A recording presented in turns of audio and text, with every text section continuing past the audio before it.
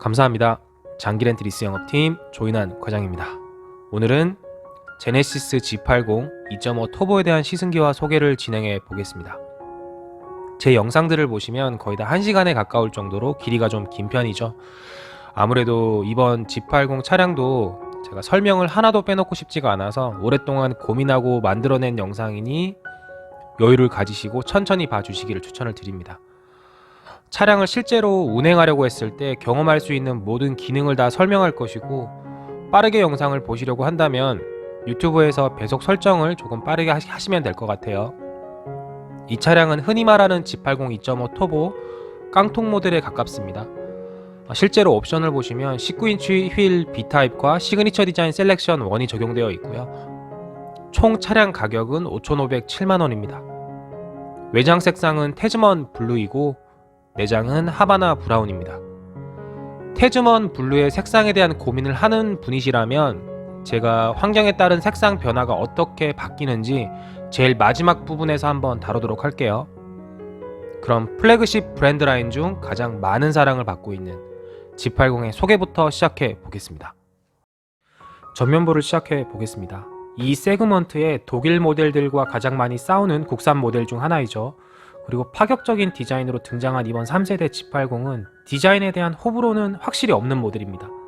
그리고 깡통 또는 기본 트림 모델이라고 해도 전면부에서는 이 차량이 프롭인지 기본 트림인지를 구분할 수가 없죠. 출시한 지가 꽤 되었음에도 제가 차량을 주차를 해두면 상당히 많은 분들이 쳐다보시더라고요.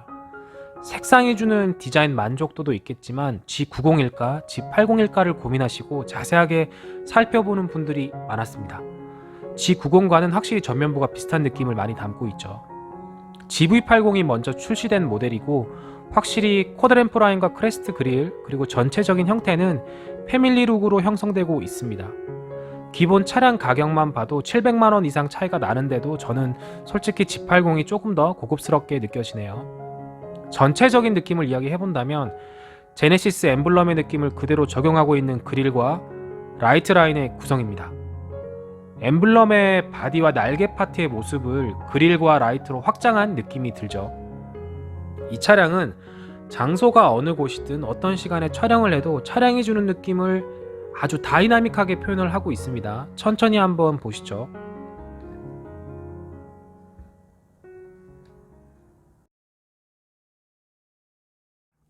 일단은 디자인 포인트를 세 군데로 나누어 살펴볼게요. 센터 그릴, 라이트 라인, 그리고 하단 범퍼입니다. 메쉬 타입으로 채워진 크레스트 그릴은 방패의 형상이 아주 크게 만들어져 있고 제네시스의 아이덴티티를 돋보이게 하기에도 충분하죠. 전방 레이더도 그릴의 형상을 이어줄 수 있게 예쁘게 후처리가 되어 있습니다. 센터 그릴을 옆에서 보면 약간 반원 형태로 튀어나온 형상임을 알 수가 있죠. 그릴의 전체적인 느낌은 사실 하단 메쉬 타입의 범퍼 느낌과 잘 어우러진다라는 것이 인상적입니다. 그릴의 소재를 좀 살펴보면 크롬으로 되어 있죠. 그리고 전방 센서도 그릴 안쪽에 잘 위치하고 있습니다. 그릴의 상단에는 센터라인을 잘 잡아주는 엠블럼으로 균형감을 표현하고 있죠. 그릴의 내부를 한번 보시면 애프터마켓에서 판매하는 그릴처럼 메쉬나 망 타입으로 제작이 좀 되어 있으면 벌레들의 유입을 좀 막아줄 텐데 라는 생각이 들긴 했습니다. 라이트 라인을 보실게요. 제네시스 시그니처 디자인 포인트인 쿼드램프 라인이 바로 눈길을 끌죠. 두 줄로 되어 있고 4개의 헤드라이트가 적용되어 있어서 야간의 시인성은 굉장히 좋았습니다. 그리고 말씀드릴 수 있는 것이 제네시스는 전조등, 방향지시등, 차폭등, 주간주행등, 제동등, 미등 모든 등화들이 LED입니다. 기본 모델도 모든 라이트 벌브가 LED라 고민은 전혀 하실 필요가 없겠죠. 그리고 라이트 라인이 사이드 쪽으로까지 이어지고 있어서 전면부의 느낌을 조금 더 넓게 보이게 하죠. 주간의 방향지시등을 한번 살펴보면 두 줄로 되어 있고 자세히 살펴보면 패턴까지 넣었음을 확인할 수가 있습니다. 세세한 것까지 신경을 많이 쓴 차량은 맞죠. 이 차량의 라이팅 디자인은 전면부의 느낌으로는 국한할 수는 없고요. 헤드라이트 라인과 휀다 쪽의 사이드 리피터와의 동작 조화 그리고 디자인 조화도 굉장히 역동적으로 느껴집니다. 범퍼 쪽을 한번 살펴보시죠. 디자인 포인트를 상단 그릴과 통일성에 집중을 많이 하고 있죠. 옆에서 보면 굴곡 있는 디자인으로 만들어져 있음을 확인할 수가 있고 전방 센서도 잘 위치를 하고 있고, 크롬으로 만들어진 이 긴 바의 형태는 디자인 요소로도 자리를 잘 잡고 있습니다. 무언가 역할을 할 줄 알았는데 그냥 디자인 포인트라고 생각하시면 돼요. 범퍼 하단 쪽에는 중단 쪽에 또 한 번 크롬으로 연결이 되어 있죠. 그리고 범퍼의 끝단을 천천히 보시면 에어로 홀이 휀더 쪽으로 공기가 연결되도록 제작이 되어 있습니다. 그리고 엠블럼과 약간 솟아있는 보닛의 캐릭터 라인을 한번 살펴보도록 할게요. 보닛의 라인은 전체적으로 보면 제네시스가 추구하는 다이나믹과 럭셔리함이 어떤 것인지를 느끼게 하고 있고, 부드럽게 이어지는 선형으로 내려오는 그 캐릭터 라인 중간에는 엠블럼이 제대로 된 위치에 자리를 잡아주고 있죠. 밸런스를 잘 맞춘 캐릭터 라인이라는 생각이 듭니다. 그리고 새롭게 나온 번호판도 하단에서 보시는데요, 차량의 색상과 잘 어울린다라는 느낌도 받게 하네요. 물론 취향에 따라 다르겠지만 번호판 하단 작업을 많이들 하시려고 하시는데 인터쿨러의 흡입구를 막을 수가 있어서 추천드리진 않습니다.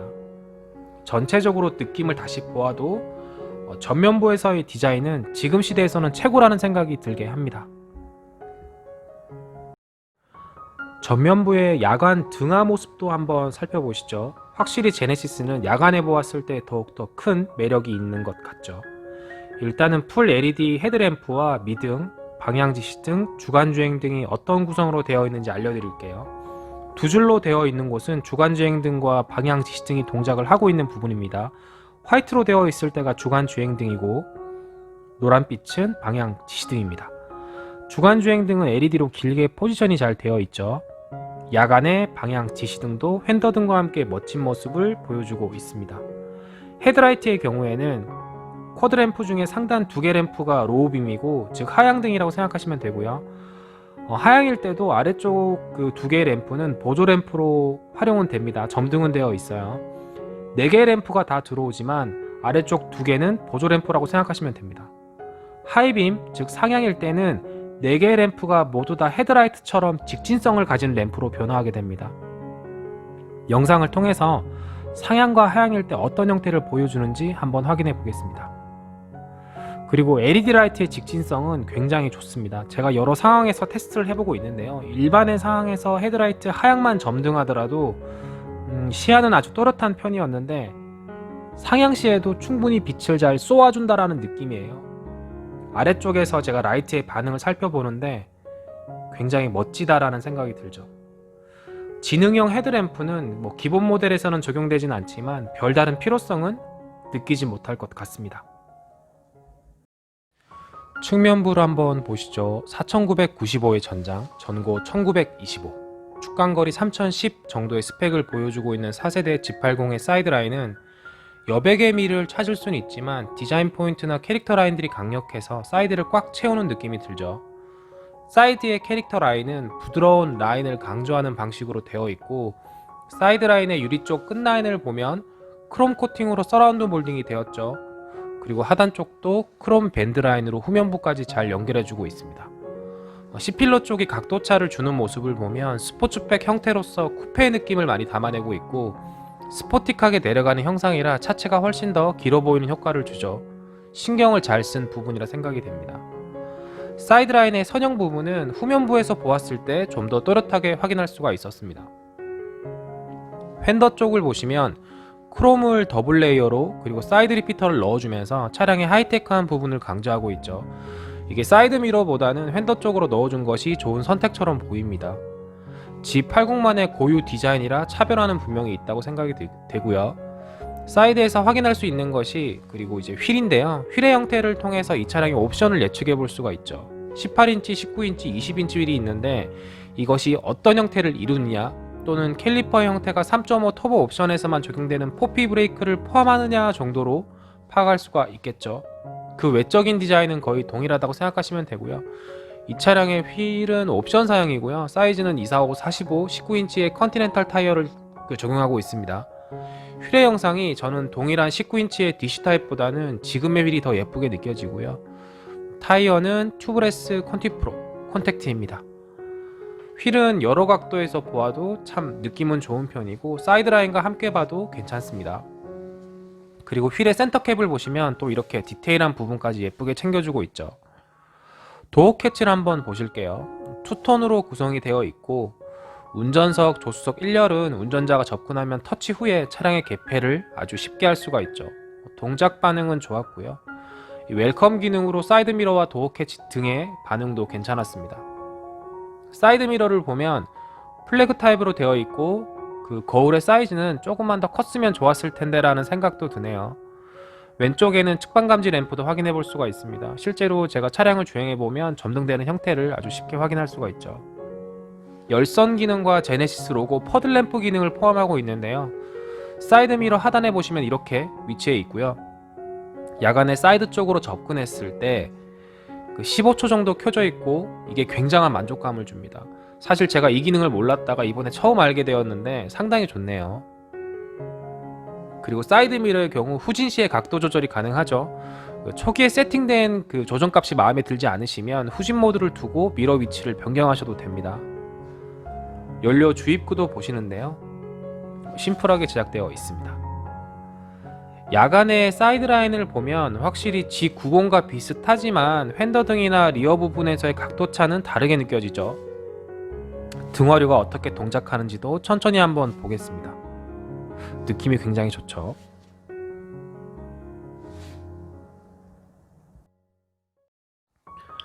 후면부를 한번 보겠습니다. 패스트백 또는 스포츠백 형태를 보여주는 후면부는 모던하면서 전면부와의 디자인 매칭을 잘 이끌어가고 있죠. 후면의 리어램프 역시도 전면부와 통일감을 강조하고 있습니다.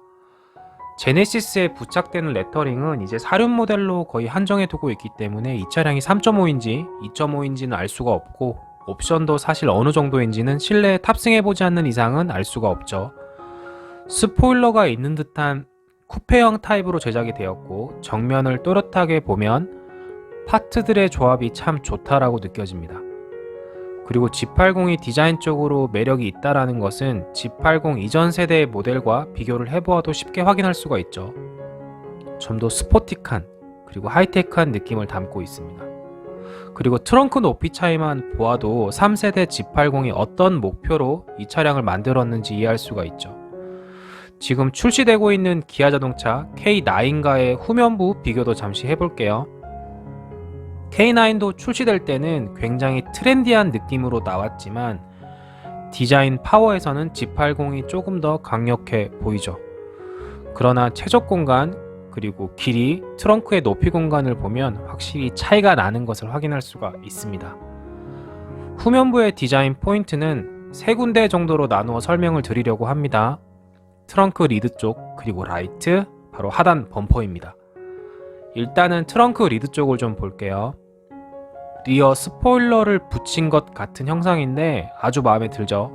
상단은 쿠페 형상을 보여주고 있고 트렁크 리드 쪽은 크롬 가니쉬로 세련된 느낌을 표현하고 있습니다.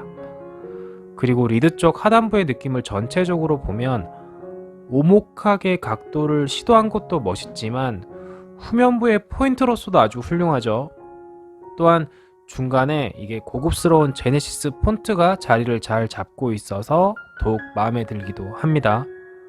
크롬 가니쉬를 자세히 한번 보실게요. 트렁크 끝단으로 부드럽게 연결되어 있음을 알 수가 있죠. 그리고 중단에는 방패 모양으로 된 트렁크 전동 버튼과 카메라가 있습니다. 후방 카메라의 느낌은 괜찮은데 그랜저 IG 제가 타고 있는 구형 모델과 마찬가지로 전방 카메라를 계속 만지면서 트렁크를 열게 되는 상황은 생기더라고요. 후면부 라이트의 경우에는 아주 섬세하게 제작된 하이테크 슬림 쿼터 램프가 매력적으로 다가오죠. 그리고 사이드까지 확장되어 있어서 전체적으로 후면부가 좀 넓어 보이는 효과를 주죠. 라이트 라인까지 저렇게 각도차를 줄 수 있다는 것은 상당한 기술력이죠. 그리고 방향 지시등을 보면 입체 패턴도 전면부 방향 지시등과 같이 동일하게 잘 들어가 있습니다. 라이트의 동작과 그리고 어떤 등화들의 조합인지 한번 확인해 볼게요. 제가 이걸 초저녁 시간에 확인을 해보고 있는데 미등과 제동등, 방향 지시등으로 구분해 볼 수가 있고 미등을 켠 상태로 보시고 있고요. 그 다음 제동등, 이 제동등이 미등 안쪽으로 들어와서 네모칸을 채우고 있죠. 그리고 상단에 보조 제동등도 잘 동작하고 있습니다. 그리고 자세히 보시면 방향 지시등은 황금빛으로 중간에서 선형으로 전멸을 하고 있죠. 전체적인 느낌은 굉장히 좋고요. 라이팅에 그래픽을 입혔다라는 느낌이죠. 후진등 역시도 동작을 잘 하고 있고요. LED로 적용되어 있습니다. 추가적으로 후진 가이드 램프에 대해 설명을 잠시 드려볼게요. 차량 후진 시에 그 LED 가이드 조명이 뒤쪽 노면으로 비춰주게 되죠. 그럼 차량 뒤에 있는 그 보행자도 차량의 후진을 쉽게 인식할 수가 있게 됩니다. 반응은 괜찮습니다. 하단 범퍼에서는 듀얼 머플러가 적용되어 있죠. 실제 머플러입니다. 그리고 머플러의 형상이 또 제네시스의 방패 모양을 만들어내고 있죠. 머플러 사이 쪽에도 보시면 후진등이 위치를 하고 있고 전체적으로 또 메쉬 타입으로 처리를 잘 해주었죠. 머플러 상단 쪽에는 후부 반사기가 있는데 이것도 사이드에서 이어오는 크롬 밴드와 연결된 형태로 만들어져 있죠. 후방 감지 센서도 위치를 잘 하고 있습니다. 상단 쪽을 좀 보시면 동일한 색상의 샤크 안테나가 있고 이 안테나 역할은 뭐 GPS나 LTE, 라디오 등의 신호를 수신하죠. 등화 부분도 한번 정리를 해볼게요. 야간의 등화 모습을 한번 보시는데요. 다시 한번 설명을 드리면 미등과 방향 지시등, 제동등으로 구분이 되고 있고 중간 쪽 두 개는 방향 지시등입니다. 확실히 그 라이팅의 감도는 야간에 더욱더 또렷한 느낌을 주죠. 라이트 끝라인을 처리하는 테크닉이나 발광 라인의 입체각도 굉장히 매력적으로 느껴지죠. 아래에서 위로 올려보아도 그 느낌은 굉장히 좋습니다. 번호판 등도 LED로 두 개나 되어 있네요. 실내를 한번 살펴보시죠. 운전을 하면서 먼저 살펴보고 있는데요. 실내 디자인에 많은 역량을 투자했음을 알게 하죠. 도어 디자인에서 대시보드까지 색상과 재질 조합에 신경을 많이 썼다라는 것을 느끼게 하고요. 선형 디자인을 부드럽게 완성해 가면서 통일성을 주되 하이라이트를 많이 담고 있는 레이아웃입니다. GV80과 비슷하지만 보는 시선의 높이가 달라서 다르게 느껴지긴 하죠. 확실히 그 넓은 인포테인먼트의 중심에는 14.5인치 내비게이션과 프로토 방식의 디지털 공조기가 눈길을 끌죠. 그리고 이 차량은 야간의 실내를 보았을 때 더욱더 또렷한 느낌을 주고 있고 파트들을 하나씩 나누어서도 살펴보고 있는데 굉장히 세련된 G80의 실내 모습을 확인할 수가 있었습니다. 그리고 앰비언트 라이트도 자리를 잘 잡고 있죠. 시그니처 디자인 셀렉션 1이 적용되어 있어서 인조가죽 내장재가 크러쉬 패드와 도어 센터 트림에 적용되어 있습니다. 이 옵션을 선택하신 고객님의 입장도 이해는 되는데요. 차량의 하이그로시 느낌은 싫고 우드 타입도 싫어서 결국은 G 매트릭스 패턴 알루미늄 방식을 선택하셨는데 자세히 보면 이 느낌이 굉장히 좋더라고요. 때를 타지 않는 소재와 느낌이라서 시그니처 디자인은 한 번쯤 고민해 볼 만한 옵션이라 생각도 들었습니다. 스티어링 휠을 보겠습니다. 색상의 조합이 참 좋죠. 하바나 브라운, 검정, 그리고 무광 스틸의 조합과 스티어링 휠의 디자인이 참 예쁘게 다가옵니다. 림의 두께도 꽤 두꺼운 느낌이고 스티어링 휠을 조작하기 위해서 다양한 포지션에서 조작할 수가 있어서 더 편하기도 하죠. 스티어링 휠은 전동으로 당연히 조작이 가능합니다. 다른 각도에서도 보고 있지만 하바나 브라운이 확실히 예쁘긴 하죠. 그리고 스티어링 휠 뒤쪽에는 패들 시프트가 있고 부드러운 동작이 가능합니다. 휠 왼쪽을 보시면 오디오 리모컨 스위치, 그리고 블루투스 핸즈프리, 음성인식 버튼이 있고요. 그리고 은색 재질 버튼은 오디오 리모컨 스위치라고 생각하시면 됩니다. 오른쪽은 계기판 메뉴 설정과 차로 주행 버튼이 위쪽에 있고요. 아래쪽은 크루즈 버튼과 차간거리 버튼이라고 생각하시면 돼요. 그리고 은색 재질의 스위치 그 왼쪽 부분은 계기판 모드를 변경할 때 이용할 수가 있고 오른쪽은 크루즈 컨트롤 속도 조절이라고 생각하시면 됩니다. 컨트롤러도 한번 보시죠. 왼쪽 편에 널링 처리가 된 끝부분의 마감과 함께 라이트 조절은 굉장히 쉽게 할 수가 있고요. 와이퍼를 보시면 이게 동일한 재질로 잘 되어 있죠. 끝단을 이렇게 둥글게 마무리해 준 것도 참 좋네요. 다시 한번 보고 있지만 헤드라이트 조작부에 이렇게 불이 들어오는 것도 마음에 들지만 동작 소리도 참 괜찮습니다. 야간의 스티어링 휠은 굉장히 예쁘게 다가오고 또한 버튼들의 발광도 괜찮죠. 계기판을 한번 보시죠. 일반의 기본 트림 모델은 8인치 TFT LCD 클러스터로 적용되어 있습니다. 왼쪽은 속도계와 연료계가 있고요. 오른쪽은 엔진 회전계 RPM이 자리를 잡고 있고 중간부터 오른쪽 부분 끝까지 디지털이라는 것을 확인할 수가 있죠. 연비 정보, 주행 정보, 누적 정보, 운전자 주의 수준, 그리고 타이어 공기압, 다양한 정보를 확인할 수가 있습니다. 드라이브 모드 변경을 하면서 확인을 해보고 있지만 계기판의 그래픽 변화는 없습니다. 그리고 우측 부분에서는 RPM 전환 시의 숫자의 반응, 그리고 다양한 주의 경고도 쉽게 그래픽적으로 예쁘게 확인할 수가 있었습니다. 천천히 한번 보시죠. 실제 주행 중에도 제가 한번 확인해 보고 있는데요. 연비 조건을 확인하거나 스마트 크루즈 설정 속도, 그리고 차로 유지 보조 등의 활성화 기능들도 쉽게 확인이 가능하죠. 그리고 내비게이션 경로도 계기판에서 연동이 되어서 쉽게 확인할 수가 있었습니다. 편리한 기능들이 참 많죠. 스티어링 휠 오른쪽 바로 뒤에 위치한 스타트 앤 스탑 시동 버튼을 한번 보실게요. 동작 반응도 부드럽지만 주변의 느낌, 그리고 주변 재질과의 조화도 참 괜찮죠. 내비게이션을 한번 살펴보시죠. 뒤쪽에서 살펴보면 튼튼하게, 그리고 스피커와 함께 자리를 잘 잡고 있죠. 베젤이 조금 두껍긴 하지만 그래도 확실히 14.5인치의 위엄이 느껴지죠. 내비게이션 바로 앞쪽 공간을 좀 살펴보면 핸드폰이 움직일 수 있을 정도의 공간이 있지만 이곳을 활용하시면 안전의 위험 요소가 됩니다. 실제로 탑승했을 때 가장 기쁜 순간은 이 웰컴 사운드와 그래픽을 맞이했을 때죠. 전 이게 다시 봐도 좋더라고요.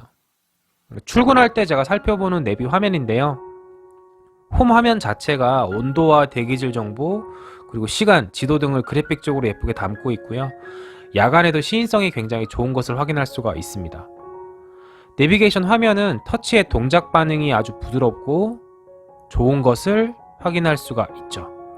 실제로 실내에서 내비게이션 화면 쪽으로 직접 손을 뻗는 것이 조금 힘들죠. 그래서 통합 컨트롤러를 많이 활용하게 되고요. 내비게이션의 그 지도의 위치를 지구 밖으로도 빠르게 조절해서 내보낼 수가 있죠. 신기한 기능입니다. 내비게이션의 전체 메뉴를 보시면 그래픽적으로도 반응이 좋지만 다양한 기능들이 잘 들어와 있죠. 아주 예쁩니다. 천천히 한번 보시죠. 제가 투머치하게 정보를 다루고 있지만 야간에 보셔도 아주 예쁩니다. 일단은 내비게이션의 순수 기능, 지도 검색에 대해서 좀 살펴볼게요. 필기 인식이 가능한 통합 컨트롤러를 활용해서 서울역을 검색을 해보는데요. 익숙치가 않아서 제가 좀 시간이 좀 걸리긴 하더라고요. 커넥티드 경로를 요청해서 빠른 경로와 편한 경로를 검색을 해주고 있고요. 반응은 나쁘지 않았습니다. 내비게이션의 실제 활용 영상도 보시는데요. 3분할로 아주 와이드하게 잘 보여주고 있고, 막히는 길에 진입했을 때에는 도로의 표시가 빨간색으로 변화하는 것도 확인할 수가 있었습니다. 그리고 2분할이 아닌 큰 화면으로 볼 때는 확실히 모니터와 같은 느낌을 주죠. 내비게이션 메뉴에서는 목적지 검색, 내차 위치 공유, 주변 시설, 위치 저장, 내비게이션 설정, 화면 끄기, 웹 매뉴얼, 분할 화면 등을 볼 수가 있고요. 분할 화면은 다양하게 바꿔서 설정하실 수도 있고, 그리고 활용할 수도 있었습니다. 그리고 내차 위치 공유도 쉽게 할 수가 있고요. 주변 검색에서는 다양한 장소를 찾아볼 수도 있죠. 천천히 보고 계십니다. 내비게이션 메뉴에서 티팩을 활용한 유가 정보도 쉽게 확인할 수가 있는데요. 가장 가까운 주유소의 유가 정보를 쉽게 찾을 수가 있죠. 그리고 사고 속보도 쉽게 확인이 가능합니다. 그리고 뉴스 기능이 있는데 이것 또한 활용도에서는 아주 좋죠. 차량에서 심심할 일은 거의 없을 것 같죠.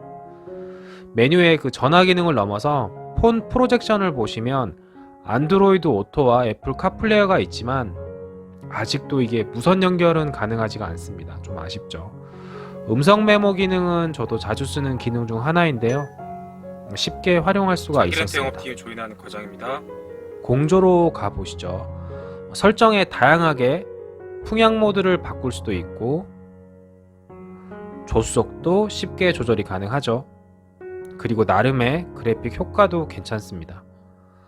천천히 메뉴를 보시는데요. 아무래도 후속 공간에 컨트롤을 할 수 있다는 것이 좋긴 한데 실제로는 디지털 공조기를 직접 쓰시는 게 더 편하긴 합니다. 발레 모드를 지나서 차량 설정, 운전자 보조로 한번 살펴볼게요. 주행 편의로는 고속도로 주행 보조, 주행 속도 자동 조절이 있고요. 경고 시점도 바꿀 수가 있죠. 경고 음량도 변경이 가능하고 핸들 진동 경고도 지금 소리가 들리시죠? 변경이 잘 됩니다. 운전자 주의 경고 전방 안전도 보고 계시는데 차로 안전은 이탈 방지 보조가 제일 좋죠. 후측방 안전 기능도 활성화시켜 두시고 마지막 카메라 설정도 후방뷰 주차 가이드를 활성해 두시는 것이 좋습니다. 드라이브 모드의 경우에는 커스텀과 드라이브 모드, 알림 그래픽 설정을 변경하실 수가 있는데요. 그리고 하단을 보시면 중립주행도 컨트롤이 가능하죠. 파워트레인과 스티어링 모드를 변경할 수가 있고요. 드라이브 모드 변경은 자세히로 설정해 두시고 내비게이션에서 어떤 그래픽 변화가 있는지 한번 살펴보시죠.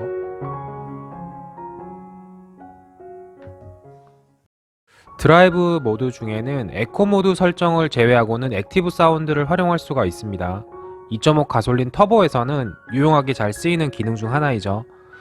계기판 설정을 보시면 평균 연비 표시를 변경할 수도 있고 표시 정보를 더 추가할 수도 있습니다. 음성 안내도 설정할 수가 있죠. 공조의 전체적인 설정도 보시는데요. 크게 보시면 외부 공기 차단, 자동 환기, 창문 습기 방지, 공조 편의가 있고 편의 기능에서는 이게 햅틱 반응을 다르게 설정할 수 있어서 재밌기도 하죠. 시트를 보시면 스마트 자세 제어를 지원하고 있고요. 스마트 열선과 통풍 시트의 설정을 운전석의 공조 연동으로 자동으로 설정이 또 가능하게 되어 있습니다. 또한 시트의 열선도 비율 조절로 가능한데요. 이게 그 뜻은 1열 좌석에 독립된 쿠션과 등받이 부분의 열선을 각계로 컨트롤할 수 있다고 생각하시면 돼요. 이건 상당히 좋죠. 그리고 승하차 편의 기능도 시트의 이동 설정이 가능하죠. 조수석 시트의 조절 부분에서는 전후 위치, 등받이 각도, 쿠션 높낮이, 쿠션 각도 등을 다양하게 지원하고 있지만 저는 개인적으로 워크인 스위치가 더 편하게 느껴지더라고요. 라이트를 보시면 실내 무드 조명의 밝기를 바꿀 수도 있고요. 색상을 여러 가지로 변경해 볼 수도 있습니다. 야간 주행 때 조명을 좀 더 어둡게 하거나 과속 안내 연동도 가능하게 할 수 있죠. 먼저 색상의 밝기 조절을 한번 볼게요. 은은하게 원하신다면 그게 조절하시면 되겠죠. 그리고 앰비언트 라이트의 색상 변화를 천천히 보시는데요. 취향에 따라 바꾸셔도 되고 앰비언트는 참 예쁘죠. 그리고 운전석 왼쪽 패널 위에서도 쉽게 확인이 가능합니다. 원터치 방향 지시 등의 점등 횟수를 바꿀 수도 있고요. 시동이 꺼지고 에스코트 램프를 15초간 설정할 수도 있고 맞은편 차량의 운전자 눈부심 방지를 위해서 자동으로 하이빔 조절도 가능하죠. 도어를 보시면 자동 잠금 기능 설정, 그리고 해제에 관한 것도 설정할 수가 있고 트렁크 열림 높이도 설정이 가능하죠. 그리고 스마트 트렁크 활성화도 설정할 수가 있습니다.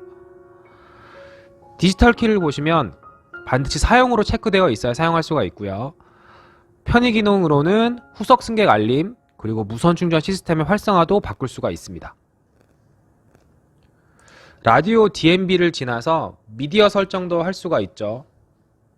자연의 소리를 통해서 이 차량의 스피커 성능도 확인해 볼 수가 있는데 저는 개인적으로 이게 기본 모델임에도 9개의 스피커가 나름 그 가성비를 보여주고 있다고 생각을 합니다. 혹시나 다른 고객님께서 퀀텀의 프리미엄 로직 사운드를 즐기고 싶다면 그리고 18개의 렉시콘 사운드와 함께 제공되고 있는 액티브 노이즈 컨트롤 옵션을 선택하시고자 한다면 비싼 돈을 지불할 수는 있겠지만 저는 개인적으로 이 정도만 해도 충분하다고 생각을 합니다. 커넥티드 서비스는 날씨, 내차 위치 공유, 캘린더, 스포츠, 차량 진단 기능이 있고요. 진단 기능을 좀 알아볼게요. 운전자 보조 시스템이나 차량의 시스템을 점검할 수가 있죠. 그리고 공지사항과 매뉴얼을 한번 보겠습니다. 매뉴얼은 웹 매뉴얼과 차량 퀵 가이드가 있고요. 필기인식 매뉴얼을 한번 테스트 해볼게요. 글자를 따라 쓰시는 연습도 해보시면 괜찮을 것 같아요. 그 웹 매뉴얼은 스마트폰으로 QR코드를 촬영해서 모바일로 보시면 되고요. 차량 퀵 가이드가 상당히 재밌는 목차로 되어 있습니다. 차량의 주행, 주차, 경고등 관련한 모든 가이드를 제공하고 있고, 경고등을 보시면 아시겠지만 생각보다 많은 정보가 있죠. 천천히 들여다보시면 보기에는 조금 불편할 수는 있어도 체크 정도는 해보셔도 될 것 같아요. 설정에서 추가적으로 안내를 드릴 수 있는 게 음성인식 부분에서 카카오 프렌즈를 설정할 수도 있고요. 홈 화면의 아이콘을 쉽게 순서를 변경할 수도 있습니다. 그리고 화면에서 밝기와 블루라이트, 홈 배경 화면 등을 바꿀 수도 있는데요. 3개 정도 있죠. 그리고 사용자 버튼과 홈 버튼을 따로 설정할 수도 있습니다. 필요한 기능을 숙달하신 단계라면 자기에게 맞는 메뉴들을 최적화해 두시는 것이 좋겠죠. 후방 카메라를 보시면 어라운드 뷰를 기본적으로 지원하진 않지만 시야에서 불편한 점은 느끼지 못했습니다. 주차 가이드라인과 후방 감지기도 지원을 잘 하고 있죠. 서울역으로 경로 설정을 해두고 음성인식 기능을 한번 활용해 보겠습니다. 검색 결과가 여러 개 있어요. 잘 되는 것을 확인할 수가 있죠. 열선 시트와 통풍 시트를 빠르게 테스트를 해보고 있고, 창문을 닫는 것도 해보고 있는데 사실 이런 메뉴는 잘 쓸 것 같진 않고요. 따뜻하게 해줘. 적어도 온도 조절 관련된 것을 한 번은 활용해 볼 수는 있겠죠. 설정할게요. 확실히 공조기의 반응도 즉각적이었습니다. 그리고 뒷좌석 열선 시트 제어도 한 번쯤 사용해 볼 수 있는 기능이 되겠죠. 그리고 재밌는 게 오늘 뉴스 정보를 제가 확인하고자 음성인식 기능을 활용하면 응답성도 좋지만 참 괜찮은 기능 같아요. 그리고 오늘 날씨도 상당히 깔끔한 그래픽과 함께 설명을 잘 하고 있죠. 12시에는 맑고 9시에는 구름이 많겠어요. 기온은 2도에서 8도로 쌀쌀할 것 같아요.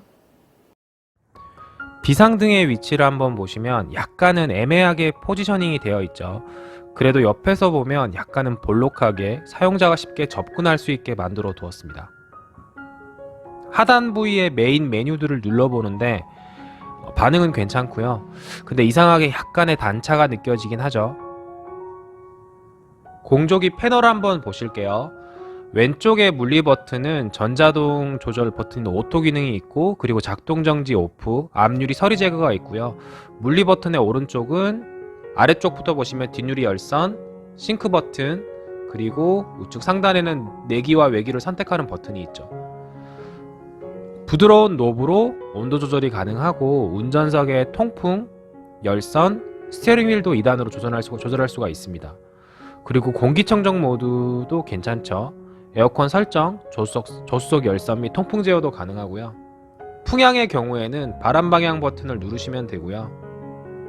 중간 쪽에서 바람의 세기도 변경이 가능하죠. 터치 반응의 응답성은 괜찮았습니다. 후속 쪽의 공조기를 쉽게 제어할 수도 있고, 또한 열선도 제어가 가능하죠. 햅틱 피드백이라고 해서 터치 방식의 일정의 진동감이 느껴지기도 하고 다양한 기능들을 확인할 수가 있어서 좋았습니다. 그리고 개인적으로는 그 온도 조절할 때 그 노브의 소리와 동작, 이 재질이 참 마음에 들더라고요. 그 중에서 공조 패널에서는 그 미세먼지 센서와 필터를 갖춘 이제 공기청정 시스템이 있는데, 공기 상태를 굿이나 노멀, 푸어, 베리 푸어로 나누어 확인할 수가 있고요. 그리고 공기가 안 좋을 때는 알아서 창문을 닫기도 하죠. 단 이게 터치 화면에 지문 자국이 좀 묻을 수가 있어서 극세사 작은 타월 하나쯤은 차량에 비치하는 게 좋을 것 같아요. 송풍구를 보시면 끝단에도 미끄럼 방지 처리가 되어 있고, 상하로 조절할 수도 있고 좌우로도 쉽게 조절이 가능하죠. 재질과 색상의 느낌은 괜찮습니다. 하단의 슬라이딩 도어를 열어보면 무선 충전 패드로 핸드폰을 충전할 수가 있죠. 반응은 괜찮은데 빼고 넣기가 조금 불편하다는 생각이 들긴 합니다. 핸드폰이 충전될 때는 하단에서 점등 부위도 확인할 수가 있고요. 내비게이션에서 확인할 수도 있습니다. 멀티미디어 단자 그리고 USB 충전 단자도 위치를 잘 하고 있죠. 통합 컨트롤러와 자동 변속기의 전체적인 느낌을 보시면 은색 패널 위에 복잡하진 않지만 단순하지도 않은 배치를 구성하고 있죠. 더 자세히 보면 색상이 주는 오묘한 매력도 있습니다. 일단은 통합 컨트롤러를 먼저 좀 보시죠. 상단 쪽에는 심플한 구성의 오디오 전원 버튼과 컨트롤러를 보여주고 있죠. 왼쪽, 오른쪽 동작은 다 괜찮았습니다.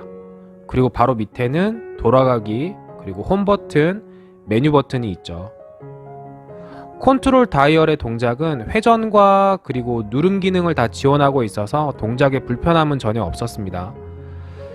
참 이걸 보면 그 재질의 느낌을 참 통일성 있게 하려고 많이 강조한 느낌이 들죠. 야간에는 내부에 은은하게 불이 들어오기도 하고 내부의 터치패드는 오목한 공간으로 되어 있고 또 필기인식 기능을 더하고 있죠. 좁은 공간은 아니지만 이게 진짜 필요한 기능이 되려면 많은 숙달이 필요할 것으로 보이긴 합니다. 그래도 참 세상이 편해진 것을 느끼긴 하죠. 회전할 때 동작 소리도 한번 들어보시죠. 통합 컨트롤러와 변속 다이얼의 위치에 대해서 좀 말들이 있던데 저는 개인적으로 접근성 부분에서는 지금의 위치가 더 마음에 듭니다. 그리고 바로 밑에는 오토홀드 버튼과 중립주차를 위한 주차 릴리즈 버튼이 있죠. 자동 변속기의 다이얼식 변속 레버도 한번 보시죠. 부드러운 8단 미션을 부드럽게 조절할 수 있는 변속 다이얼이라고 생각하시면 되고요. 강화 유리가 센터에 있고 주위에 널링 처리도 잘 되어 있죠. 이게 촉감도 좋지만 내부의 우분 패턴을 잘 투영을 시켜서 무드 등을 반사시키고 있죠. 이건 야간에 봤을 때 더욱더 큰 매력이 있어 보이긴 합니다. 중간 버튼이 주차이고 왼쪽 오른쪽으로 변경을 해보면서 일정의 색상의 변화가 또 매력적으로 다가오죠. 그리고 우측을 보시면 다이얼 타입은 아니고 버튼으로 된 드라이브 모드, 주차 뷰 버튼, 주차 안전 버튼이 자리를 잡고 있습니다. 전체적으로 드라이브 모드까지 다이얼 모드였으면 혼란스러울 것 같긴 하죠. 앞쪽에 보시면 두 개의 공간도 물병을 수납하기에는 충분한 구성입니다. 양문형 타입의 중앙 콘솔 박스도 한번 열어볼게요. 2단으로 구성되어 있고 12V의 아울렛도 하나 있고요. 손바닥으로 제가 어느 정도의 크기인지 가늠해보고 있습니다. 내부 쪽에 깊이감이 조금 있는 편이긴 하지만 좁아 보이는 듯한 느낌은 조금 있죠. 물병을 넣어보는데 가로 공간은 확인이 되실 것 같고요. 물병을 세워서 닫을 수는 없습니다. 조수석의 글로브 박스도 한번 열어볼게요. LED 등화도 위치를 잘 하고 있고 공간은 기대하던 수준인데 내부의 마감 재질이 상당히 괜찮습니다. 글로브 박스 왼쪽 하단에 보시면 트렁크 자동 열림 닫힘 제어 버튼이 있는데요. 가능한 이걸 출고 상태 그대로 두시면 되고 혹시나 락 상태에서 변경하시게 되면 트렁크를 전동으로 열 수 없게 됩니다. 주의하실 필요가 있죠. 운전석의 왼쪽으로 시선을 돌려볼게요. 은은하게 비추는 앰비언트 램프가 하단의 버튼들을 또렷하게 보이게 하고 있죠. 위쪽으로는 계기판 조명 조절 스위치가 있고요. 그리고 공회전 제한 ISG 시스템, 그리고 차로 안전 버튼, 끝으로 이제 이게 차체 자세 제어 버튼이 있습니다. 아래쪽으로는 파워 트렁크 열림 닫힘 버튼이 있고 전자식 파킹 브레이크가 들어가 있죠. 하단 쪽을 좀 내려보시면 레버 타입으로 보닛을 오픈할 수도 있고요. 발판 쪽을 보시면 발 거치대와 오르간 페달 쪽에도 패턴이 다 들어가 있죠. 미끄럼 방지를 위한 배려로 보이기도 합니다. 그리고 야간에는 이렇게 LED로 풋등이 은은하게 비춰주고 있기도 하죠. 시선을 위로 한번 돌려볼게요. 일단은 전자 감응식 실내 미러가 적용되어 있는데 확실히 프레임리스의 두께감이 얇아져서 만족감은 괜찮죠. 그리고 하이패스, 그리고 커넥티드 서비스, 1열 실내등 버튼을 확인해 볼 수가 있는데 야간에 실내등은 듀얼로 굉장히 밝은 느낌을 주고 있죠. 그리고 실내등을 켜면 LED 타입이라서 제가 이렇게 실내가 밝아지는 느낌을 확인할 수가 있습니다. 그리고 하이패스는 안쪽에 이렇게 위치를 하고 있죠. 운전석 화장등도 작동을 잘 하고 있고 조수석도 반응은 괜찮습니다. 스마트 키에 대한 설명을 좀 해볼게요. 일단은 주차 보조까지 지원하는 그 리모컨이 아니라서 복잡한 느낌은 주지 않습니다. 이제는 뭐 장기 렌트 이용 고객님들도 스마트폰을 활용한 디지털 키가 굉장히 편하다고 하시더라고요. 깡통 모델도 디지털 키를 제공하고 있습니다. 그럼에도 불구하고 소지할 수 있는 그 차량 키에 대한 것도 제대로 알면 도움이 되겠죠. 왼쪽 위를 보시면 도어 잠금, 도어 오픈, 트렁크 열림으로 되어 있고요. 오른쪽은 비상경보 알림인데 제가 테스트를 해본데 상당히 시끄럽습니다. 저도 순간 당황을 할 수밖에 없었네요. 스마트 키를 활용한 원격 시동도 가능하고요. 잠금 버튼을 누르고 홀드 버튼을 길게 누르시면 시동이 걸립니다. 10m 이내의 거리에서만 작동을 합니다. 그리고 커넥티드 서비스에 대해서 좀 알아보겠습니다. 핸드폰에 제네시스 커넥티드 어플을 설치하시면 다양한 기능을 확인해 볼 수가 있고요. 전체적으로 어떤 구성인지 천천히 한번 보시죠. 요즘에는 그 주행 가는 거리도 우측 상단에서 확인할 수가 있네요. 차량 제어 메뉴를 들어가 보시면 뭐 시동 유지 시간을 따로 설정할 수도 있고요. 특히나 문과 창문을 열고 잠그고 그리고 시동을 미리 켜둘 수가 있어서 편리하기도 하죠. 제 위치도 확인이 가능하고요. 발레 모드와 목적지 설정도 아주 쉬웠습니다. 주변 검색 기능도 확인해 볼 수가 있죠. 성해 제거나 열선 기능 동작도 아주 쉽게 조절할 수가 있었습니다.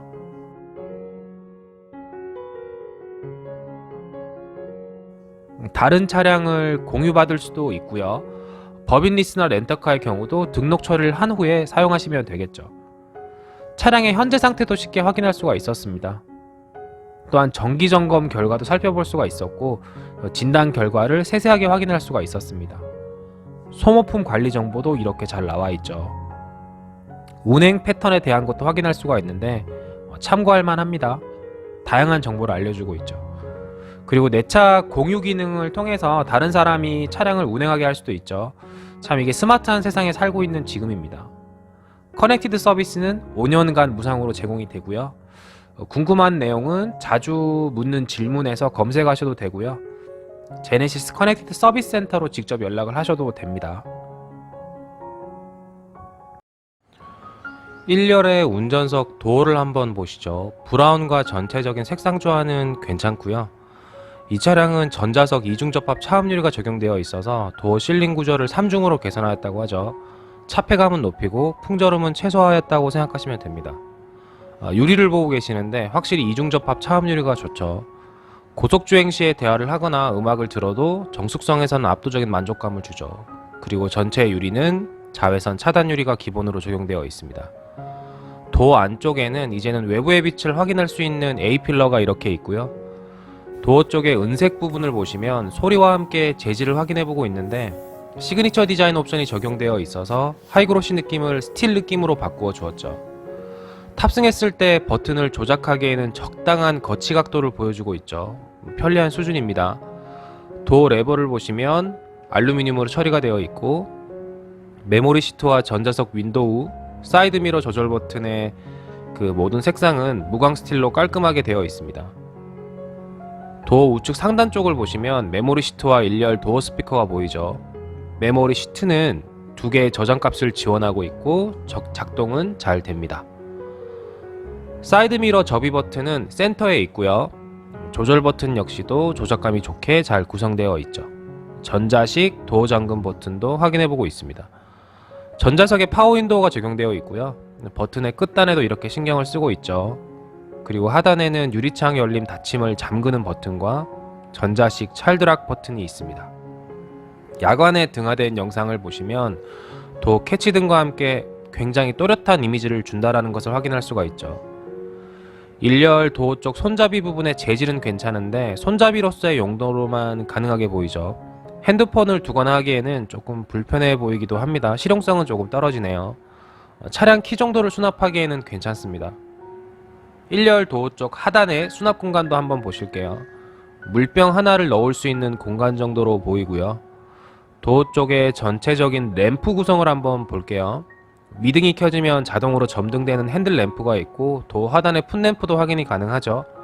그리고 앰비언트 색상 변경을 하게 되면 도어 하단 내부의 포켓등도 색상이 쉽게 변화하는 것을 확인할 수가 있습니다. 그리고 조금 더 깊게 보자면 차문이 열려 있으면 하단 쪽에 도어 하단의 풋 램프가 동작을 잘 하고 있고, 그리고 한 번 더 보여드리지만 퍼들 램프는 굉장히 멋있죠.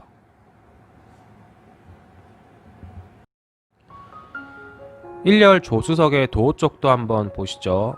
도어의 색상 라인의 느낌은 실내 파트와의 연결성을 많이 강조하고 있고, 물결치듯 부드럽게 이어지는 그 라인들의 조합이 멋스럽죠.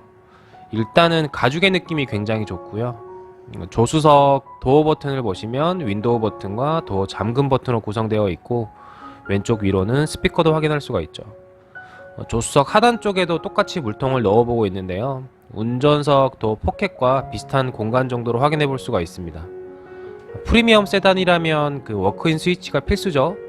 동작은 아주 잘 됩니다. 운전석 시트를 한번 보실게요. 1열 운전석을 보시면 시그니처 디자인 셀렉션이 들어가 있어서 천연가죽 시트에 퀼팅이 적용되어 있죠. 일반의 시트 느낌보다는 조금 더 고급스럽게 제작이 되었습니다. 운전석은 12방향 전동 시트로 그 럼버 서포트, 즉 요추를 받쳐주는 기능도 포함을 하고 있고요. 동작도 천천히 확인을 해보고 있는데 반응은 괜찮습니다. 개인적으로 헤드레스트의 느낌이 굉장히 좋네요. 그리고 팁을 드리자면 헤드레스트의 높이는 조절이 가능하시고요. 가능하면 헤드레스트 중심부에 운전자의 귀 부분이 위치하시는 것이 제일 좋습니다. 3점식의 안전벨트 색상을 한번 보시는데 시트톤과 잘 어우러지는 것이 괜찮죠. 조수석 역시도 시트 웰컴 기능이 있어서 알아서 동작을 잘 합니다. 그리고 12방향 전동 시트도 럼버 서포트가 다 포함되어 있습니다. 기본형임에도 충분한 구성을 하고 있죠. 그리고 도어를 열면 스틸 스커프가 이렇게 메탈 재질로 위치하고 있죠. 2열도 한번 보시죠. 일단은 컴포트 옵션을 선택하지 않더라도 뒷좌석의 느낌과 공간은 충분하죠. 그리고 시그니처 셀렉션 옵션이 들어가 있어서 퀼팅의 느낌도 그렇지만 전체적인 브라운 톤의 고급스러움은 아주 강력하게 다가옵니다. 시트에 앉았을 때 아무래도 시트가 옆구리 쪽을 잘 잡아준다라는 느낌도 있고요. 이 부분이 좀 탄탄하게 잡아준다라는 느낌입니다. 차량에 앉았을 때도 헤드룸 공간이 꽤 있어서 아주 편안한 느낌이었고요. 그리고 전자석의 헤드레스트 형상은 아주 편리하게 잘 만든 것 같죠. 그리고 후석 안전벨트 역시도 브라운으로 되어 있습니다. 레그룸 부분은 이전 세대의 G80보다는 조금 좁아진 듯한 느낌이긴 하지만 그래도 뭐 불편하진 않고요. 조수석에 185 정도의 신장을 가진 승객이 아주 편안하게 탑승을 하고 시트를 좀 밀었을 때는 주먹 1개 정도의 레그룸이 보여지긴 하더라고요. 2열에서 보시면 좌석 등받이 포켓이라고 있는데 책이나 날카로운 물건만 넣지 않는다고 하시면 충분히 사용하기에도 편한 수준이라고 생각이 들었습니다. 기발한 생각으로 보이죠. 센터 공간을 보시면 후륜구동이라 어쩔 수 없이 센터 쪽에는 좀 턱이 좀 높게 솟아 있죠. 일정의 수납 공간과 공조기가 잘 위치하고 있음을 확인할 수가 있고, 수납 공간은 핸드폰을 가로로 넣을 수 있을 정도입니다. 2열 팔 거치대 역할도 하고 콘솔 박스를 한번 열어볼게요. 열선 시트는 좌석 모두 기본 트림이라도 전부 다 지원을 하고 있고 컵홀더도 2개나 마련되어 있죠. 물병도 한번 넣어볼게요. 그리고 콘솔 박스를 열어보겠습니다. 박스 내부를 보시면 그 물통 2개 정도는 쉽게 들어갈 정도의 크기이고 LED 램프가 내부에 하나 적용되어 있죠. 그리고 USB 포트도 하나 마련되어 있습니다. 콘솔 박스를 내린 상황이라면 스키스로도 한번 확인해 볼 필요가 있겠죠. 모두 다 제자리로 한번 돌려볼게요. 천정을 보시면 그 재질과 느낌은 고급스럽고 소리로도 한번 확인해 보셔도 돼요. 2열 쪽에도 그 룸램프가 터치 타입으로 등화가 3개나 적용되어 있고 상당히 편하고 밝은 LED라 마음에 들죠. 2열 뒷좌석 손잡이에도 코트에 후크가 있고요. 여기에도 후크가 있긴 한데 이건 어떻게 활용할지를 잘 모르겠네요. 2열 도어 쪽으로 한번 보시죠. 조수석과 비슷한 느낌이고 락 버튼과 윈도우 버튼이 있죠. 그리고 하단 쪽에 도어 포켓 등이 2열에도 적용되어 있습니다. 야간에 보시면 조금 더 또렷하게 등화의 동작을 확인할 수가 있고요. 추가로 제가 운전석 문을 닫는 영상을 보시는데요. 운전석은 괜찮은데 2열은 꽤 힘을 들여서 문을 닫아야 잘 닫히게 됩니다. 고스트 도어가 필요가 없긴 한데 참 이런 부분은 조금 아쉽기도 하죠.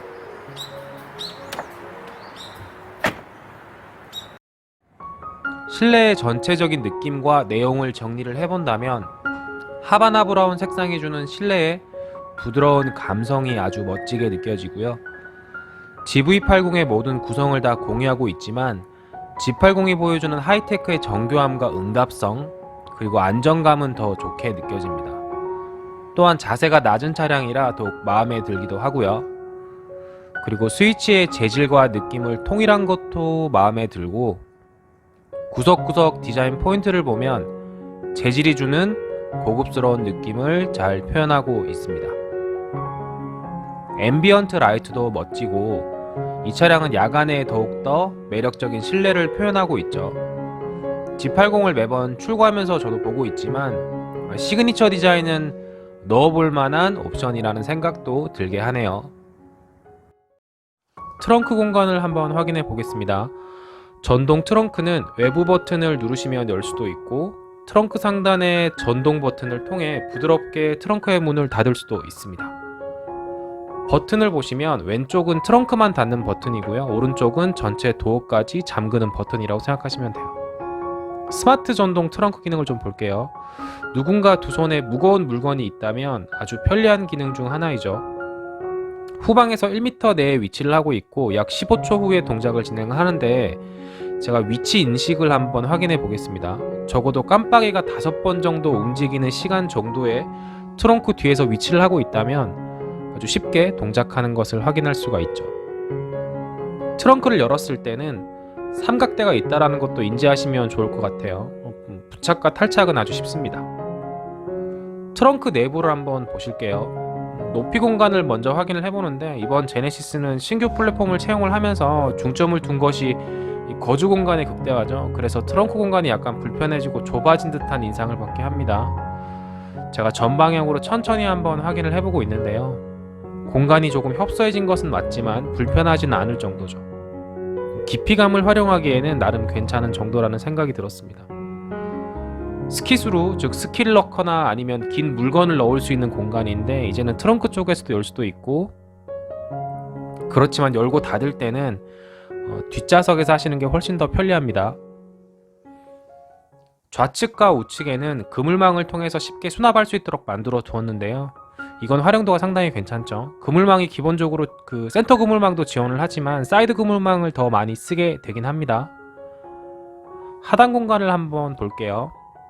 열어보면 일정의 수납 공간도 있지만 안쪽에 타이어 수리 키트가 있죠. 컴프레서와 실런트 그리고 즉 그 실런트는 봉합제라고 생각하시면 됩니다. 이런 게 있다 정도는 알아두시는 게 좋겠죠. 그리고 스티로폼을 제가 드러내 볼게요.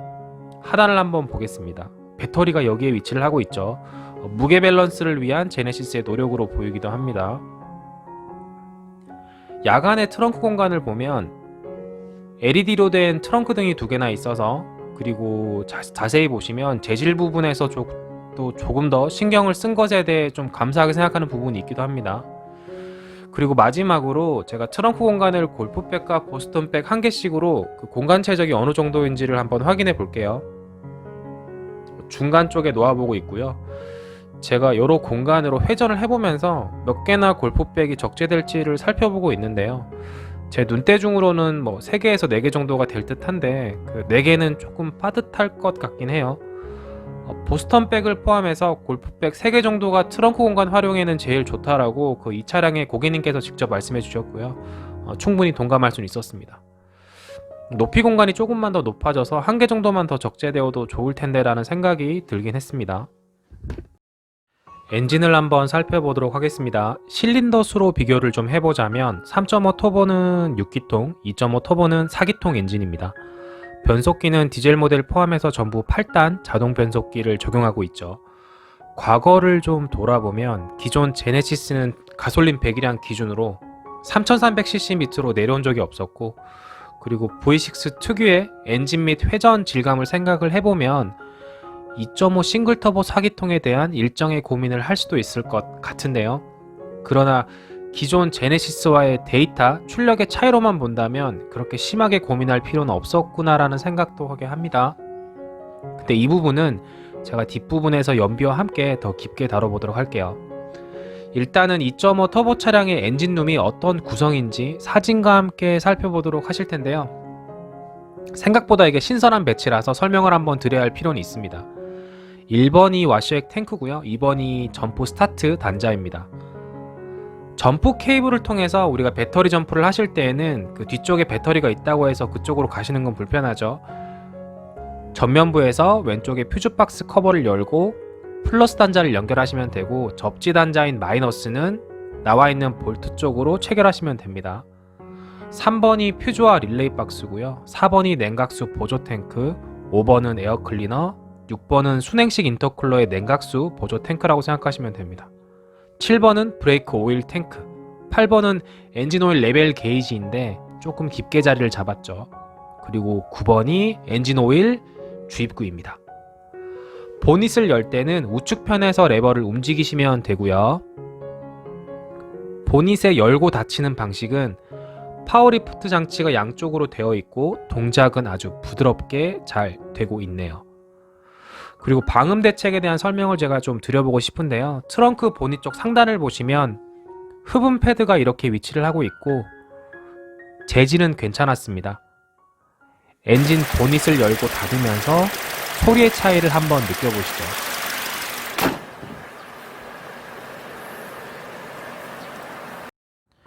시승기를 시작해 보겠습니다. 주행 성능에 대한 이야기를 좀 해볼게요. 저속 주행을 해보면 이 차량이 사기통이라는 생각이 전혀 들지 않을 정도로 부드러운 출발과 정숙성을 보여주죠. 공차 중량이 3.5 터보보다는 100kg 이상 줄었음에도 차량의 묵직한 느낌도 일정 받을 수가 있었습니다. 2497cc 모델에서 나올 수 있는 304마력과 43 토크를 0원까지 끌어모아 만들어 놓은 스펙이라 생각하시면 되고, 3.5 터보를 예전에 제가 시승해 보았을 때보다는 2.5 터보가 약간 더 거친 엔진 반응과 소리가 신경이 쓰이긴 하지만 제가 시승을 하면서 실제 제가 소유하고 있는 차량인 그랜저 IG와 비교를 해볼 때는 압도적으로 제네시스가 부드러운 가속 성능을 보여주고 있다고 느껴집니다. 저는 일상생활에서 큰 부족함이 없다고 느끼는 엔진 출력과 반응이라고 생각이 되고요. 3.5 터보처럼 고 RPM 출력대에서 완만한 출력 상승을 원하는 게 아니라면 2.5 터보의 가속 성능은 일반인들에게는 쉽게 부족하다고 느낄 수는 없을 겁니다. 140km 이상의 속도를 계속 즐기시는 분들이라면 3.5 터보가 추천이 될 수도 있겠다라는 정리를 해볼 수도 있고요. 그리고 2.5 터보 차량의 경우에는 스포츠 모드에서 액티브 사운드를 켜고 달려보시면 엔진의 출력감을 더욱더 감성적으로 즐길 수 있게 도와주고 있습니다. 소음과 진동 면에서도 확실히 이 차량은 부드럽고 조용하고 그리고 안정적이다라는 표현을 계속해도 불편하진 않고요. 특히나 오프로드 길에서 제가 주행을 해보았을 때도 승차감이 불편하지 않았습니다. 흡음과 방음 대책이 제네시스급에서는 확실히 무언가 다르구나라는 것을 쉽게 느낄 수가 있었고요. 물론 이런 저의 생각들의 기준은 저처럼 급가속과 급감속을 즐기지 않는 운전 패턴을 가진 사람에게 맞춰진 의견이라는 것도 염두에 두시길 바랍니다. 하체를 천천히 들여다보시면 방음 대책도 나름 잘 되어 있다라고 생각이 되고요. 물론 그 2.2 디젤 오너라면 소음에 대한 불편한 부분이 조금은 있어서 완벽하게 방음을 실내 쪽에서 하시는 분들도 꽤 있으시더라고요. 조향 성능을 좀 보실게요. 이 차량의 조향을 테스트하기 위해서 저는 일반인의 입장에서 할 수 있는 조향 코스를 선택할 수밖에 없었고요. 그리고 조향 반경이 작은 곳과 조향을 자주 사용하는 환경에서 테스트를 해보았는데 밸런스가 딱 좋은 부드러운 선의 반경을 계속 확인할 수가 있었습니다. 그래서 불편한 점이 전혀 없다라는 것을 말씀드리고 싶고요. 전동식 파워 스티어링 RMDPS는 충분히 일반 노면에서의 조향에서는 부드러운 조향에 만족감을 주고 있습니다. 좁은 길에서도 운전을 해보지만 그랜저를 사용하는 입장에서 조금 더 편한 수준이라는 생각이 들었고, 차량이 크다라는 생각이 그리 크게 다가오진 않더라고요. 제동 성능에 대해서도 말씀을 드리고 싶은 게 3.5 타입 캘리퍼 그리고 포피 브레이크는 사실 비교를 하면 안 되죠. 원피 브레이크로도 적용되어 있더라도 캘리퍼와 디스크의 조합 그리고 그 영상을 보시면 아시겠지만 제가 의도하지 않은 급제동 구간 상황에서도 큰 불편함 없이 브레이크의 응답성은 괜찮았다라고 말씀을 드릴 수 있습니다. 제동 성능에 기인한 요소 중 그 중요한 것이 브레이크 다음으로 타이어죠. 타이어는 컨티넨탈이고 뭐 회전 저항이나 그 비가 올 때 우천시의 노면 제동력은 거의 중간급 이상 정도라고 생각하시면 돼요. 일반인 기준으로는 뭐 제동 성능에 대해서는 불편할 것이 없습니다. 연비 부분에 대한 이야기를 좀 해볼게요. 제가 연비를 체크할 때는 세 가지 상황으로 구분을 해서 진행을 해보았는데요. 일반의 막히는 길 주행, 그리고 60에서 80km의 정속 주행을 할 수 있는 국도, 그리고 고속도로로 구분하여 연비 측정을 해보았습니다. 그리고 고속도로가 아니라면 저는 그 제 운전 특성상 발 컨트롤도 일정하는 편이지만 정속 주행을 더 선호하는 편입니다. 운전 습관은 늘 급가속과 급감속이 없고 일정의 관성 주행을 잘 활용하고 있습니다. 추가적으로 에코 모드와 크루즈 모드를 자주 활용하는 편이기도 하고요. 일반의 시내 운전을 할 때는 연비를 리셋하고 천천히 살펴보고 있는데 연비는 8에서 9를 왔다 갔다 하는 수준의 연비를 보여주고 있고요. 생각보다는 괜찮은 수준이라는 생각이 들었습니다. 그리고 80km 정도의 국도 주행, 즉 크루즈 모드를 약간이라도 이용할 수 있는 구간이면 연비는 거의 12km/L를 넘어서는 수준을 계속 보여주더라고요. 이 정도면 G80 타볼만 하죠. 근데 운전 조건이 거의 오르막이 없는 길이라서 조금 더 좋게 나오긴 하네요. 그리고 고속도로 주행 시에는 제가 톨게이트를 지나서 바로 리셋을 해보고 진행을 하는데요. 차간거리 3단계 크루즈 100km 설정으로 운행을 해보면 천천히 연비가 좋아지는 것을 확인할 수가 있었습니다.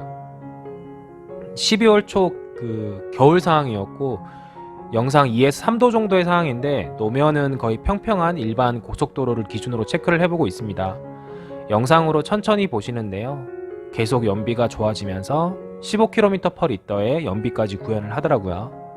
물론 제가 100km 정도의 그 누적 주행 거리를 주행했을 때는 평균 연비가 14에서 14.5 정도를 왔다 갔다 구현을 하더라고요. 고속 연비는 확실히 크루즈 컨트롤로 더욱더 큰 효율을 보여주긴 하죠.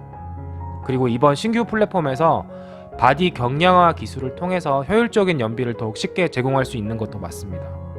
그리고 연비 향상에 도움을 주는 ISG 공회전 제한 시스템은 신호 대기 중이나 정차 후에 부드럽게 스타트 동작을 잘 하더라고요.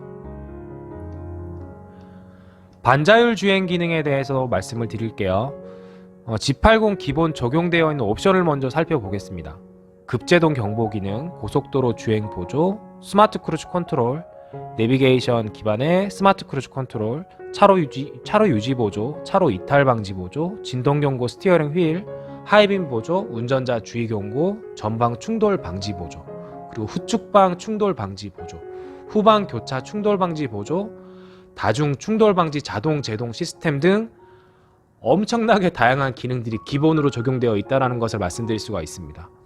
테슬라의 오토파일럿급으로 비교할 수는 없겠지만 그래도 실제 도로에서 차간거리를 조절할 수도 있고 장거리 운전에 적합한 반자율 주행 기능을 담고 있죠. 국내 도로 상황을 더욱 많이 그리고 빨리 인지할 수 있는 발전된 형태의 HDA2로 조금 더 장거리 운전에 편리한 점을 많이 담아내고 있습니다. 그 내년쯤 G90도 레벨 3의 자율 주행이 가능하다고 하니까 현대 기아차의 스마트 주행 보조 기능은 많이 성장할 것으로 기대가 되죠. 2열 승차감도 이야기를 좀 해볼게요. 공차 중량 1785kg에서 느껴지는 이 차량의 승차 진동을 이야기를 꺼내본다면 노면의 충격이 일정이 있더라도 2열 승객에게 조금 더 편안한 승차감을 주도록 멀티링크 서스펜션 세팅이 되어 있습니다. 편안한 수준이었습니다. 총평을 진행해 보겠습니다. 제네시스 2세대 출시 전후로만 보면 BMW 5 시리즈와 벤츠 E클래스가 국내에서 엄청난 판매고를 보이면서 G80의 포지션이 조금 애매했던 과거가 있었죠. 그러나 지금은 확실히 다른 상황이 되었습니다. 이제는 3세대 G80이 프리미엄 브랜드로서 그리고 완벽한 상품성을 갖추고 자리를 확실히 잡았다라고 말씀을 드릴 수가 있고요. 이제는 사람들의 시선과 평가도 많이 바뀌는 시기가 될 것이라고 생각이 됩니다. 2.5 터보 모델이 3.5 터보보다 좋다라는 말씀을 당연히 드릴 수는 없습니다. 하지만 비용적인 부분, 즉 자동차 세금이나 차량의 가격 부분에서는 2.5가 당연히 장점이 있고요. 가성비 부분에서도 2.5 터보 모델의 그 일상 드라이빙과 만족도는 지금 시기에는 최상의 선택이라고 생각이 되죠. 정리를 좀 해볼게요. 이번에 새롭게 개발된 차세대 2.5 터보 모델은 냉각계와 연료 분사 시스템을 개선을 완벽하게 했죠.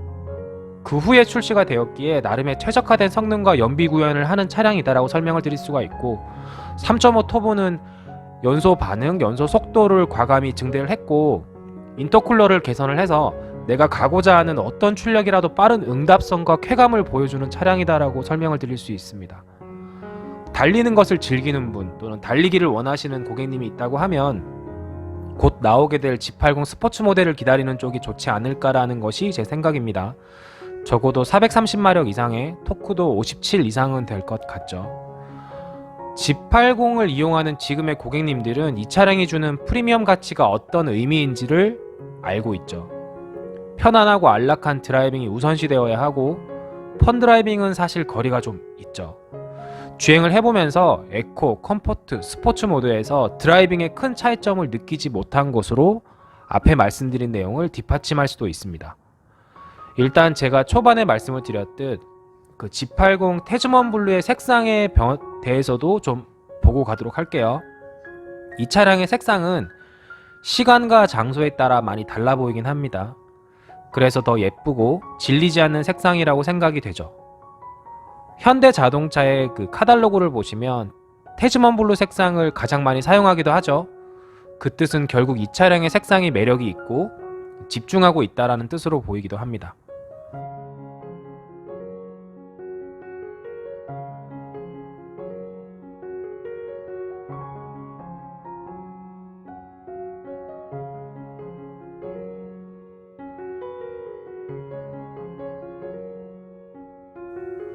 그리고 차량을 구매하시면 모든 설명서들이 차량에 잘 비치가 되어 있죠. 잘 확인해 보시길 바라고요. 취급 설명서는 조금 두꺼울 수가 있으니까 간편 설명서 정도는 꼭 읽어보시길 바랍니다. 그리고 지금까지 제 시승기를 보셨다면 차량의 거의 80% 이상의 기능을 확인하셨다고 생각하시면 되고요. 리스 차량으로 제가 출고를 하더라도 항상 고객님들에게는 차량의 소모품 관련이나 무상 서비스는 반드시 안내를 해드리고 있습니다. 쉽게 까먹을 수 있기 때문이죠. 이 부분도 좀 챙겨보시는 게 좋아요. 신차를 구매하시면 모빌리티 케어를 잘 알아두셔야 하고 커넥티드 서비스를 잘 활용하셔야 합니다. 5년 10만 킬로 무상 보증은 차체, 일반 부품, 엔진, 동력 전달 계통 주요 부품으로 포함되어 있고 기간이나 주행거리 중 먼저 도래하는 경우 종료하게 됩니다. 그리고 엔진 오일 세트 교환, 에어컨 필터, 브레이크 패드, 와이퍼 블레이드, 브레이크 오일, 홈트홈 서비스도 차량의 유종별로 그리고 배기량별로 다르게 구성되어 있으니 확인해보는 게 좋겠죠. 2.5 터보 기준으로는 가능한 6만 킬로 내에 6번 이상의 엔진 오일 교체를 미리 하시는 게 좋을 것 같습니다. 현재 기준으로 G80의 출고 납기를 알아보면 신규 발주의 경우 2달 반, 10주 정도 소요된다고 생각하시면 되고요. 예전보다는 조금 더 빨라지긴 했죠. 현재 저희 영업팀에서 G80 차량은 성구매 리스 모델들이 많이 있으니 그 빠른 출고를 원하시면 항상 연락 주시길 바랍니다. 그리고 조금 부탁을 좀 드리면 평일 근무 시간에만 좀 연락을 해주셨으면 더욱 좋겠습니다. 감사합니다. 이상으로 마치겠습니다. 장기 렌트 리스 영업팀 조인환 과장입니다.